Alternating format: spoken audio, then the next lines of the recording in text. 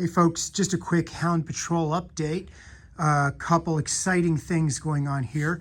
I told you that I bought a trailer hitch cargo carrier and it has arrived. I haven't put it together yet. I just kind of stuck the pieces together, but I haven't bolted it all in.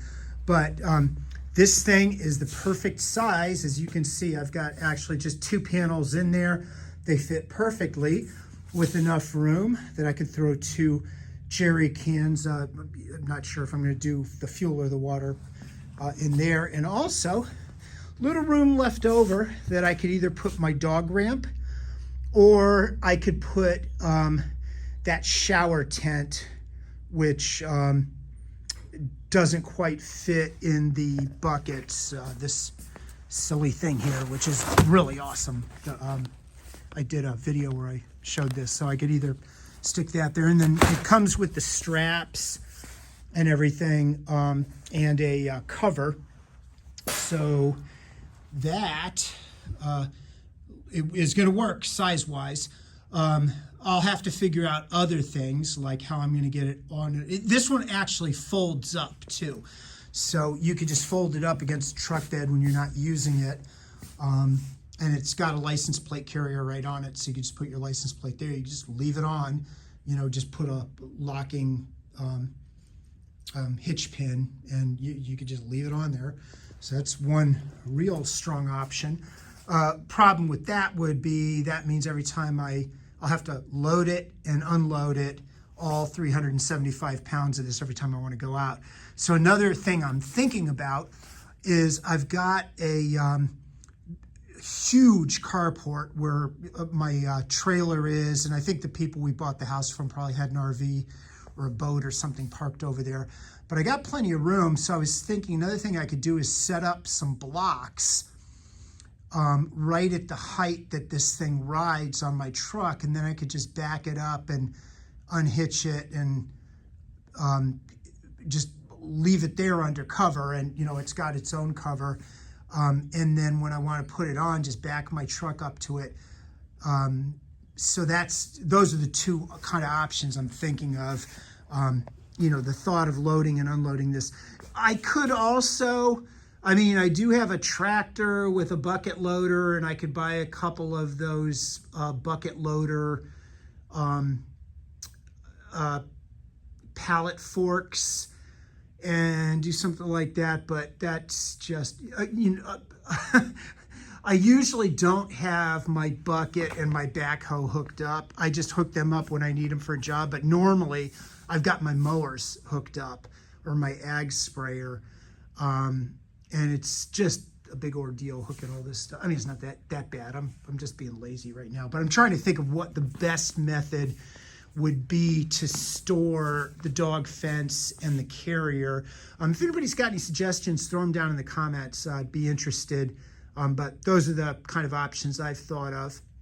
And the other big piece of news here, I've decided that I'm going to pick up an M1101 Humvee trailer, you know, military surplus trailer. So that is going to be my interim plan until someday I stumble across a suitcase of money and I can buy myself a no boundaries, you know, off-road RV. But since that's not going to happen, I think getting the Humvee trailer will give me a lot of options. Number one, for hauling the stuff around. The thing will definitely go more off-road than my Ford F-150 will. I mean, no problem there at all. If you look on YouTube, there's a million modifications on these things that people have done, turning them into just great camping rigs. So I've decided I'm going to pick one up.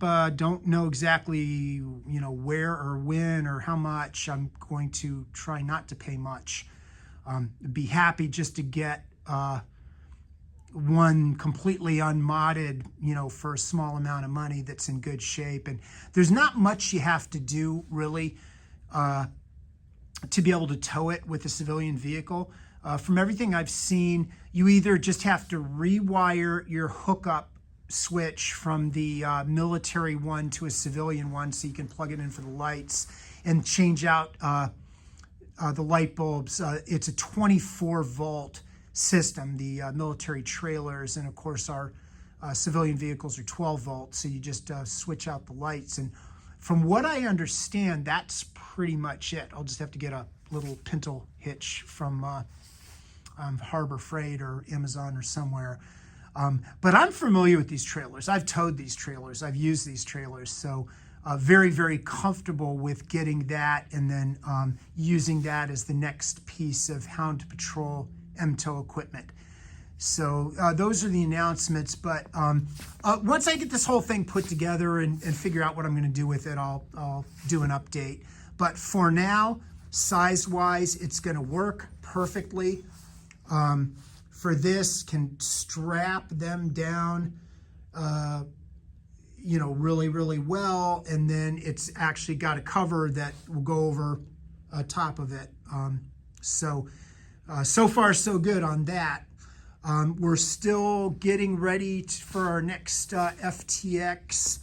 I was thinking about this weekend. We are in a cold snap. It's like 22 degrees right now at 5:30 at night when I'm filming this. And this morning it was 14 degrees, and we got this polar vortex thingy going on in Texas, and from what I understand, in much of the rest of the country. So a couple more days of cold weather, and then this weekend the weather's not looking that great. It looks like we're gonna have some precipitation on Sunday. So not sure if I'll do it this weekend, but we're gonna do one more FTX in the back, and then we are going to deploy on our first combat mission to the LBJ National Grasslands in Texas. So exciting times coming up. If you're subscribed, thank you.